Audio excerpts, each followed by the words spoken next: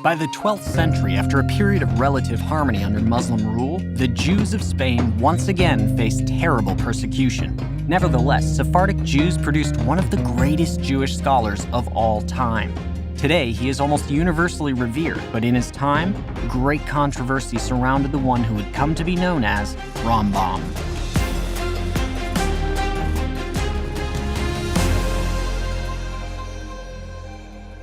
When Muslim rule arrived to Spain in 755, the Jews welcomed liberation from a hostile Christian society. While far from perfect, life under Islam as dhimmi, second-class citizens, was generally better than it had been under Christian rule. By the 12th century, Jews had joined the greater society as doctors, financiers, diplomats, and poets. In their own communities, Jewish writings and scholarship flourished. In 1138, amidst this flourishing, Rabbi Moshe ben Maimon, commonly known as Maimonides, or by the acronym Rambam, was born. He was raised in a prosperous, educated Jewish family. At an early age, Rambam was taught by Torah masters and soared through his studies. He even began to teach others and formed a strong bond with his first student, his younger brother, David. Sadly, in 1148, when Rambam was 10 years old, everything changed. The Almohad, a North African Muslim empire, conquered Cordoba, forcing Jewish families to choose conversion, expulsion, or death. So his family moved, several times, first around southern Spain, then to Morocco when he was 24, until they eventually landed in Egypt in 1168. For a brief period, life seemed to settle down until Rambam's brother David, on a routine expedition to India in search of wealth, died, lost at sea. When Rambam heard the news, he became physically ill and could not leave his bed for an entire year. In a letter, he wrote, "The greatest misfortune that has befallen me during my entire life, worse than anything else, was the demise of the saint. And how should I console myself? He grew up on my knees. He was my brother. He was my student." And as if grief wasn't enough, Rambam and his family had come to rely heavily on his younger brother for financial support, and they now had no income.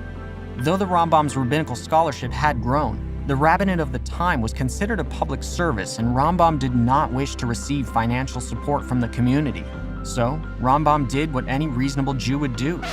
He became a doctor. As a practicing physician, Rambam wrote medical theories chronicling contemporary conditions like asthma, diabetes, hepatitis, and pneumonia. He even stated the importance of eating in moderation, living an active lifestyle, and balancing mental health. But it's Rambam's contributions to religion that were even more remarkable. Following in the footsteps of Saadia Gaon, Rambam was a voracious reader whose unique mind plumbed the depths of Jewish theology alongside Islamic and Greek philosophy. Rambam's groundbreaking work, the Mishnah Torah, was an all-inclusive guide to the complex system of Jewish law.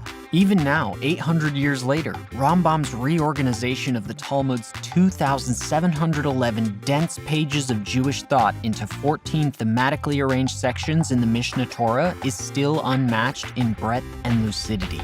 But the Mishnah Torah didn't persuade everyone to follow Rambam's teachings. Several critics complained that he didn't cite his sources. Some were upset that Rambam reordered topics in the Talmud, and others were concerned over Rambam's lack of transparency in arriving at his final conclusions.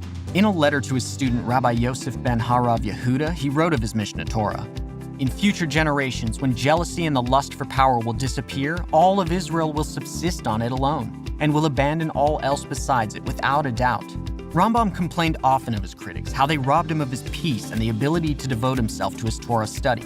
Another of Rambam's theological works, The Guide for the Perplexed, reconciled Jewish theology with Aristotelian philosophy. It was even banned in some rabbinic circles. Some dissenters felt that Rambam's work more closely resembled the words of Aristotle than those of Moses. But none of the criticism deterred Rambam from writing 7 Judaic and philosophical works, over a dozen medical works, and his treatise on logic. Some scholars claim that Rambam's incessant work ethic finally led to his untimely death in 1204 at the age of 66. Today, tens of thousands of students still study Rambam's work every day, and you can see his legacy in modern medicine.